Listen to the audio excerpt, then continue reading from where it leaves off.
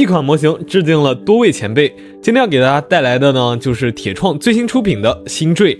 没想到铁创的效率这么高啊！我们在过年之前还能看到新坠的测评视频。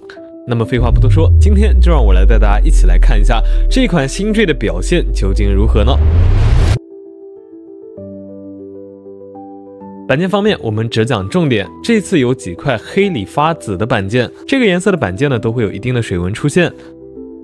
其次是香槟金的板喷零件，漆面的表现稳定，且零件细节还是清晰可见的。合金件部分采取了一定的预组装，但想要组成完整的骨架，还是需要玩家们自己动手安装的。与塑料零件的组合手感倒是调教的不错。虽然铁骨的组装手感进行了优化，但这款新坠在外甲拼装过程中呢，还是有一部分需要用到大力金刚指或者玻璃钳的位置。模型整体的拼装呢，大概需要耗时6个小时左右。整体配色为黑色加黑紫色的组合，搭配上部分香槟金点缀，同时紫色透明零件在这一款产品中也起到了不少的提升作用。整体的造型轮廓看上去应该是致敬了黑色正义女神，大体身形呢修的还是不错的，一眼望过去没有什么太大的比例问题。头雕的刻画部分呢，面罩采用了白色，让人感觉比较意外，但整体看起来也没有太过违和。眼睛部分采用的是透明导光零件，打开胸部的太阳炉灯组，眼睛就可以发光了。但说实话，导光性能并不是很好，反而如果采用贴纸来提亮的话，可能更加精神一些。可动设计方面，因为部分结构与星灭类似，其实与前面的星痕和星面的表现都差不多，像是一些常规的手臂外拉以及腿部的可动延伸关节呢都有保留。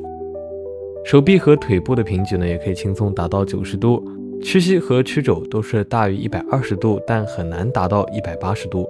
放在当前来看呢，这一套可动关节配置算是中等偏上，大概就是无功无过吧。就我个人的把玩需求而言呢，我觉得向前弯腰的幅度有些过小了。另外，或许是考虑到组合困难，胯部的合金装位并没有设置限位，这一点呢，我个人认为还是有待优化的。玩法方面，膝盖部分设计了一处展开，背部取下盖板以后有一个方形的插槽，套件内附带了一套新坠的专属背包，背包上面搭载的应该是2个远程的攻击单位啊。我们呢可以通过展开部分装甲来实现发射模式。这里背包的造型表现呢，我个人觉得还是满意的，而且并没有喧宾夺主啊。背后呢还有这种类似能量炉的设定，因为是通用接口的缘故，这一次还可以搭载之前出品过的星痕的背包。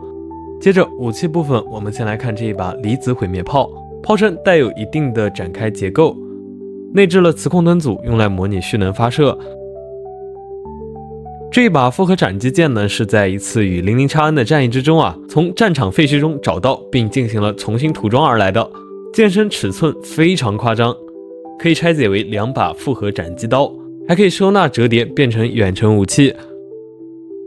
套件内附带了8个飞燕座离子盾2型，结构、玩法、轮廓都与星灭的盾牌接近。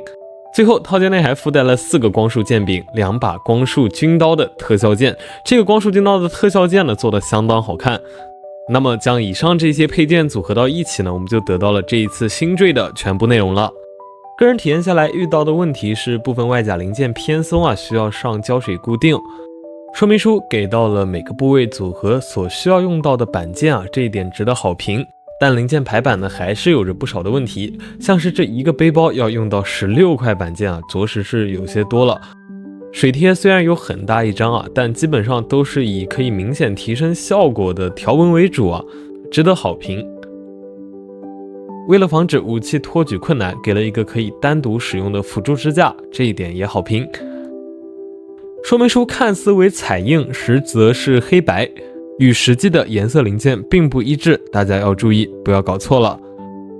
用来握持各种武器的手型结构并不合理，每次使用的时候需要拆卸2到3个零件，非常的麻烦，而且实际把玩过程中还有可能出现手型解体的情况啊，这个有待优化。黑紫金配色的表现出乎意料，并且黑紫色的零件没有出现太强的塑料感，值得好评。